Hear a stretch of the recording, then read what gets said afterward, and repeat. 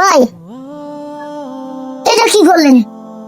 এই টাকাটা আপনি দান বাক্সে না রেখে আপনি আমারে দিতেন, আমি কিছু খাই আপনার জন্য দোয়া করতাম, আর আল্লাহ আপনার মনের ইচ্ছা পূরণ করতো। একই তো কথা, আমি মসজিদের দান বাক্সে দান করছি, নিশ্চয়ই আল্লাহ তাআলা আমার মনের আশা পূরণ করবে। ভাই, মসজিদে দান করলে কি আল্লাহ মনের ইচ্ছা পূরণ করে? হ্যাঁ, করে তো।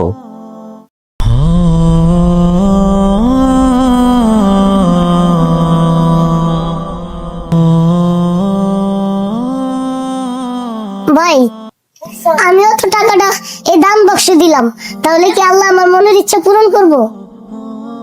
হ্যাঁ, অবশ্যই করবে। আচ্ছা, তোমার মনের ইচ্ছাটা কি?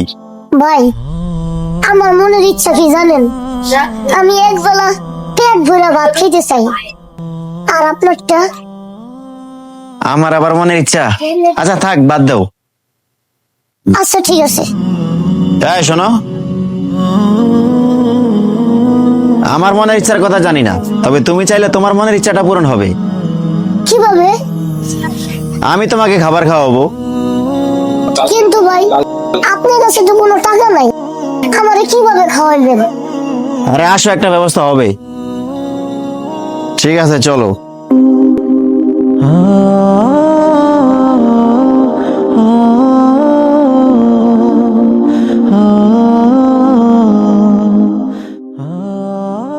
ভাই, আপনি তো আমারে খাওয়াইলেন, আমার মনের ইচ্ছা পূরণ করলেন, কিন্তু আপনার মনের ইচ্ছা কি ওটা তো করলেন না। সামনের মাস থেকে যে কিভাবে কি চলবো কিছুই বুঝতে পারতাছি না। আল্লাহ তাআলা একটা রিজিকের ব্যবস্থা করে দিলেই হয়। আমার মনের ইচ্ছা থাক, বাদ দাও।